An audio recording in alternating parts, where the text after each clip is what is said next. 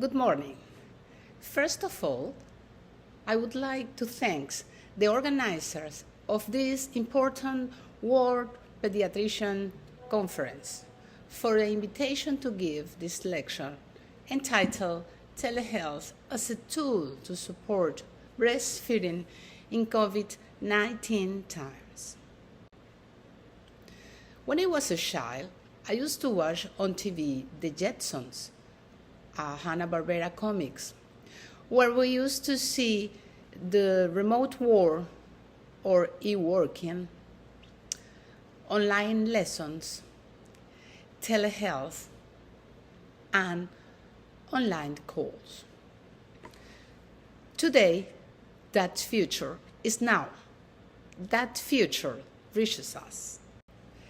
Because of the pandemic, patients did not go to the clinic only for COVID-19 reasons. This phenomenon happened all over the world and more in Venezuela for many reasons. Economic crisis, the migration, the gasoline shortage, and the pandemic times. The patients will not be the same. The crowded consultation will no longer be the same. All of us who practice have an empty consultations, and this phenomenon in Venezuela is much worse since that fear of going to the consultation is compounded by the economic crisis, the exodus, the lack of gasoline, and now the quarantine and fear. Patients are isolated at home. Patients, in particular chronic ones, and well-child consultations lose adherence. Consult with the neighbor with whom they are crossed. Remote monitoring is essential then. Telehealth, which is nothing more than practicing medicine from a distance, seems to be the answer to the many of our problems. For pediatricians in particular, it is not a new concept. When you answer the phone and calm a mother, you are doing telemedicine. Among the benefits of teleconsultation, we have wide geographical access. You can see patients in any standing of the world. It is economical. It is safe in time of pandemic from both the doctor and the patient. It is easy and quick to access, has a flexible schedule, fits any time zone, and allows to keep communication open. There are some obstacles to its implementation, such as training of both patients and physicians in the technical aspect of its use. We need an infrastructure in telecommunication that is robust, that allows good speed of the connection in internet. Person-to-person contact through the screen has limitations when it comes to transmitting emotions. Information is not the same as personal contact. There is a lot of resistance to change in medical personnel when it comes to making progress in adapting to this new and innovative technology. In this slide, I would like to show you the percentage of the population with internet access in the different countries in the world from 1990 to 2017. In our continent, America, IT has the lowest percentage of the population with internet access, approximately 50%. The Latin American average is approximately 58%. Venezuela is only slightly above this average with 61%. USA has about 80%. of the population with internet access, and Chile and Aruba have the most access of the population to the internet. You here in Bangkok, fortunately, have about 70% of the population with internet access by the year 2019. Mobile connection in Venezuela, it's about 79.6% of the population. This is the people who can get through teleconsultation. This graph shows us who influenced the mother the most when it comes to breastfeeding. That is, who the mother hears. Initially, before the pregnancy and at the beginning of the family, and social pressure influence the maternal decision to breastfeed. This is seen in the orange line. Later, at the time of delivery, it is the maternity staff who exert the greatest influence on the maternal decision that is seen in the green line. The obstetrician, yellow line, it's very important during the labor control. Later, from birth, is a pediatrician during the first month who must influence the decision to breastfeed. That is seen in the blue line. After 6 months, family and social pressure again appear as an important influence factor on maternal decisions. Finally, the black line shows the maternal concern on the subject.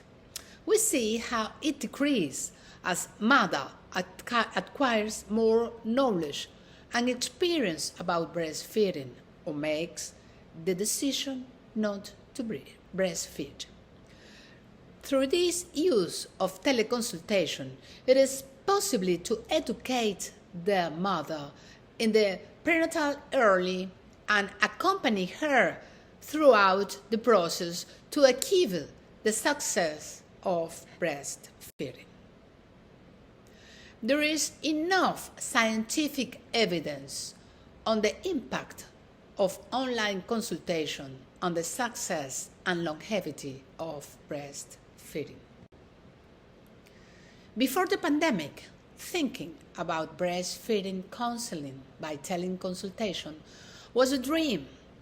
Driven by the pandemic, mothers have used teleconsultation for breastfeeding counseling.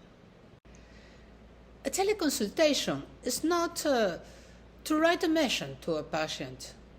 Involves knowing who are trying to be able to follow up our indications, record each indication made, involve having a minimal platform, understand the service as a complement to our formal consultation.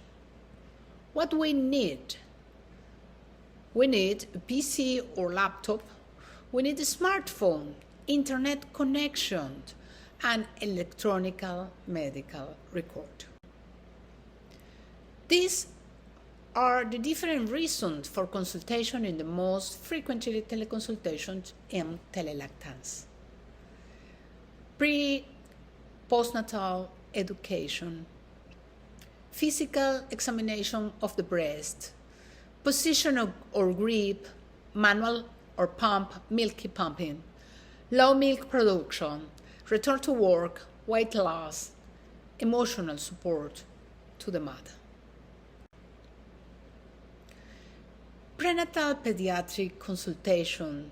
This is where telemedicine grows to empower the mother by educating her to guarantee the success and longevity of breastfeeding, informing her about the advantage and techniques of breastfeeding, promote the onset of breastfeeding in the first hour of life, promoting healthy habits like avoiding smoking and going on healthy diet, safe measures in the car, anticipate vaccines information, check that pregnancy is being controlled properly, and anticipate information about the time of delivery.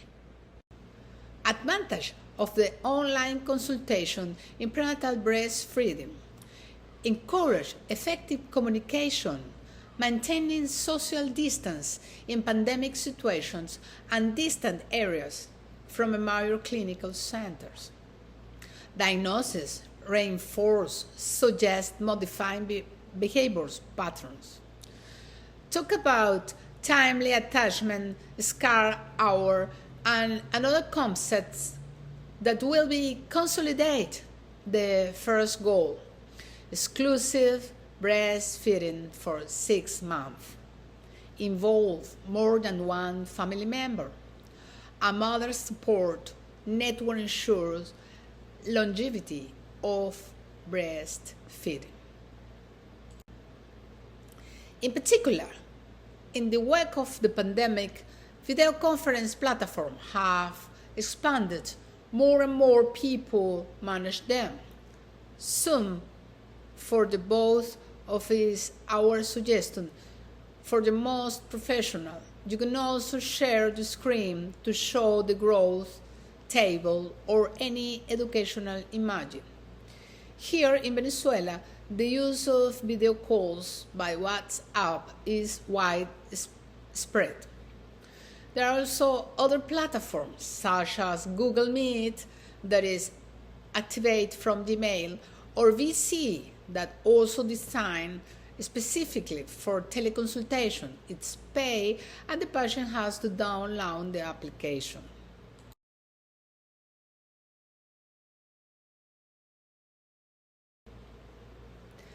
The first teleconsultation could last between 40 and 50 minutes, and the control consultation may last up to 25 minutes. The conclusion says the anamnesis is the most important element in diagnosis and management of the patient. E-health is an increasingly useful and necessary tool. It is our duty as doctors to keep up to date and learn to handle technological tools to adapt to advances. We tend to overestimate the effects of technology in the short term and underestimate them in the long term. This has happened in developed countries as a peak of inflated expectations, then a process of disappointment because it is not so easy. The use of the tool to later reach with the experience that it used a productivity plateau in this new normal. There is a fear of the unknown from both doctors and patients. And as Steve Jobs says, people do not know what they want until you show it to them. There will be no universal health coverage without the use of technology strategies. Thank you for your attention, and I would like to thank again to the organizers for this important World Pediatric Conference for inviting me today, and welcome any questions you may have.